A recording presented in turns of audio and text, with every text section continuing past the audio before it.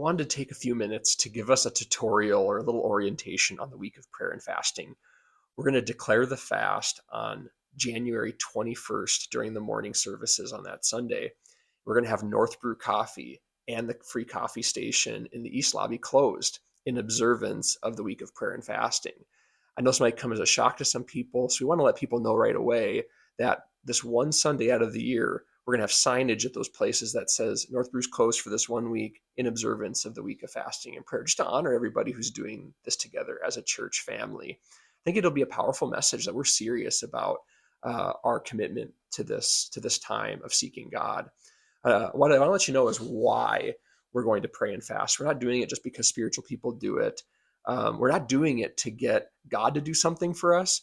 We're fasting and praying because we want God to do a work in us so that his vision becomes our vision for our lives. We're trying to align with God. We're not trying to get God to align with us. So that's the big why we're taking this time as a whole church to pray and fast. Second thing that we do when we pray and fast is we say, God, I have a physical need for food that I am submitting to you in a declaration that I need you, God, more than I need food. So we put ourselves in a physically needing state to declare a deeper spiritual need in our lives. Third reason why we fast and pray comes straight from the mouth of Jesus in Matthew chapter 17, verse 21, where we discover that there are some things that are only available and only possible when we fast and pray. Not just pray or just fast, but fast and pray. It's a beautiful thing. So that's really why we're taking this time as a whole church to seek God by fasting and prayer. So what are some ways you can fast and pray? God honors different ways that people fast. There's tons of stuff out there about how you can fast, what you can fast. I really believe God honors fasting in its various forms. So I'm not one of these guys that's going to say, this type of fast, God likes that better. What I will tell you is there's power in agreement and there's power in unity. And so our leadership team has this burden to call the whole church to fast, particularly food, for some length of time during this week. I want to give you a few ideas, 3 ideas in particular, of how you could apply this. The first would be fasting on a meal-based way. So it's saying, I'm going to give up a meal each day and pray instead. I used to do this when I started fasting. I would go to my car during my lunch break and pray and seek God in my car during my lunch break instead of eat. I would do that for the entire time I was fasting. It's a great way to start fasting if you've never fasted before. And it's a way to still participate, even if you have medical reasons or perhaps a certain job situation where your physical intake and mental acuity has to be at a high level for a certain period of time. Second way to fast that's also, I think, really meaningful is when you say, I'm going to use a time interval based fast. So that means you're going to say, for this 24-hour period, for this 48-hour period, or for this 72-hour period, I'm going to not eat any food during that time frame. A lot of people do this to stretch themselves. Maybe they've never gone without food for more than 24 hours, and they're going to say, I'm going to do a 48-hour fast. So a time interval is another great way to fast food during this time. Another way would be breaking fast in the evenings. So during the day, during your waking daylight hours, maybe you get up at 6 a.m. Well, from 6 a.m. to 5 p.m., you don't eat.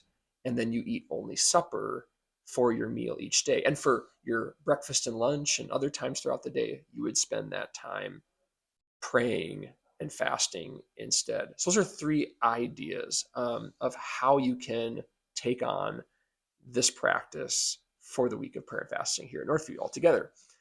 The third thing I want to talk about is the plan. So we're going to declare the fast Sunday morning, January 21st. Altogether, like I said, North Brew is going to be closed for just that Sunday. And then for that Sunday night and all of the evenings until Saturday, we are going to have evening live streamed prayer check-ins. That's to encourage and strengthen us and do some prayer over us as a group. Those will be relatively short check-ins at 8 p.m. to allow people who are getting off of work or putting kids to bed to still participate in some way. The main expression of our prayer meetings will be very similar to our Monday morning prayer or our 21 days of prayer, where we focus on 6 a.m. to 7 a.m. in-person prayer meetings here at Northview Church. So just to recap, we're going to declare the start of the week of prayer and fasting Sunday morning, the 21st of January. 8 p.m. that Sunday night, we'll have a check-in, and then Monday through Friday, 6 a.m. in-person prayer meetings, Monday through Friday, with 8 p.m. online live stream check-ins. They're just check-ins. So we want to create realistic expectations. If you're coming to pray, pray at 6 a.m. in person. For check-ins that you want to participate in, 8 p.m. live stream. The week of prayer and fasting will conclude at 8 a.m. on Saturday with a prayer meeting where we all pray together and then break fast together on Saturday morning after our 8 a.m. to 9 a.m. prayer service. A few frequently asked questions that I want to get ahead of. Number one is, what if I have kids?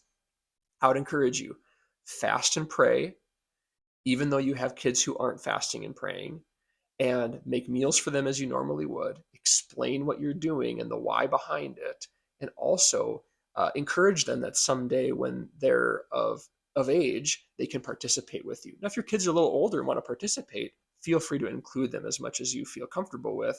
But it's very important to continue making meals, having that time together as a family, and explaining what you're doing with your kids.